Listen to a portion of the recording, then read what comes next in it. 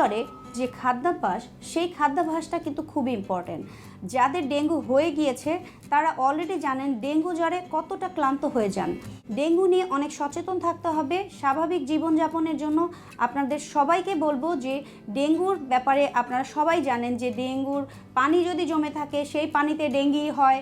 আপনি যদি ময়লা আবর্জনা থাকে ঘরের চারপাশে তাহলে কিন্তু মশা আসতে পারে, এবং সন্ধ্যার পরে জানালাগুলো আটকে রাখবেন যাতে আপনি কোনোভাবেই ডেঙ্গুর মশা দ্বারা আক্রান্ত না হন।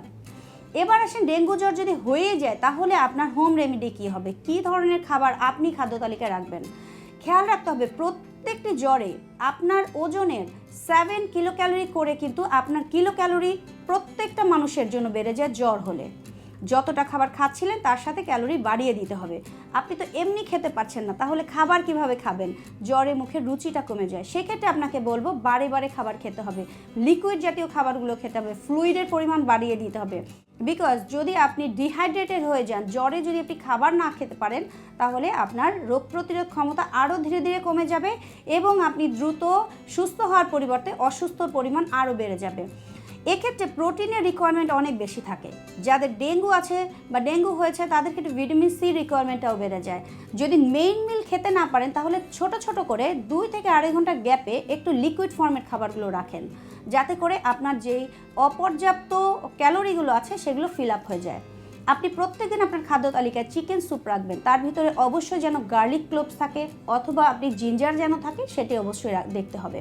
তাছাড়া আপনি খেতে পারেন পমিগ্রেনেট জুস, অরেঞ্জ জুস, মাল্টা জুস। এইগুলো আপনার খাবারের তালিকায় রাখলে তার ভিতরে আপনার প্লাটিলেট কাউন্ট যদি কমও থাকে ইনক্রিজ হয়ে যাবে। এছাড়া আপনি প্রত্যেকদিন আবার আপনার খাদ্য তালিকায় ইলেকট্রোলাইটস ব্যালেন্স রাখার জন্য কোকোনাট ওয়াটার বা ডাবের পানি রাখতে পারেন। ডাবের পানি খেলে আপনি যদি দুর্বলতাও অনুভব করেন তাহলে সেই ডাবের পানিতে electrolyte sodium and potassium both কিন্তু রেজ থাকে ডাবের পানিতে, আপনি শারীরিকভাবে বেটার ফিল করবেন। আপনি আপনার খাদ্য তালিকায় প্রত্যেকদিন একটু মেথি পানি রাখতে পারেন। মেথি পানি কি করবে, আপনার যদি প্লাটিলেট কাউন্ট কম থাকে সেটাও ইনক্রিজ করে দিবে। এছাড়া আনতে পারেন পালং শাক। পালং শাক বা স্পিনাচ আপনি স্যুপ করে খেতে পারেন, একটু সালাদের মধ্যে দিতে পারেন, এর সাথে একটু নাটস নিতে পারেন, একটু মিক্সড করে আপনি যদি ওই যে আনারের কথা বলেছিলাম জুস, আনারের যদি জুস না নিয়ে আপনি যদি আনারটাকে সরাসরি নিয়ে নেন, একটু ফ্রুট সালাদ করে, fruit salad and fruits mix সালাদটা কিন্তু অনেক ভালো কাজ করে আপনার ডেঙ্গু পেশেন্টের জন্য। এতে মুখের রুচিটা ব্যাক করে, এর ভিতরে ভিটামিন এ থাকে, আয়রন থাকে, আপনার ভিটামিন সি থাকে। সবশেষে খাবারের মধ্যে আপনি অবশ্যই লেবু এবং আমলকিটা যোগ করবেন, কেননা ভিটামিন সি যদি আপনার কম থাকে তাহলে রোগ প্রতিরোধ ক্ষমতা তো কমে যাবেই, প্লাটিলেট কাউন্টও বাড়ার সুযোগ কম থাকে। এছাড়া আপনি যা খেতে পারেন সেটা হলো ভিটামিন বি কমপ্লেক্সযুক্ত খাবার। ভিটামিন বি কমপ্লেক্সযুক্ত খাবারের জন্য আপনি ভাতটাকে একটু রেড করে নিতে পারেন, মানে লাল চালের আটা বা লাল চালের যদি ভাত এগুলো যদি খাবারে নিয়ে আসতে পারেন তাহলে ভিটামিন বি কমপ্লেক্সের অভাবে কিন্তু আপনার দুর্বলতা ফিল হয়। দুর্বলতা ভিটামিন বি কমপ্লেক্স দূর করে দিবে। ডেঙ্গু পেশেন্টের জন্য এটি খুব ভালো কাজ করবে আশা করা যায়।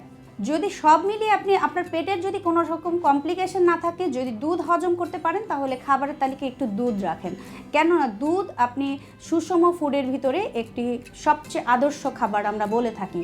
দুধের ভিতরে একটু টার্মারিক যদি ইনক্লুড করে রাখেন, হলুদ, তাহলে আপনার দুর্বলতার সাথে সাথে আপনার প্লাটিলেট কাউন্টটাও বেড়ে যাবে এবং আপনি সুস্থ অনুভব করবেন আশা করি।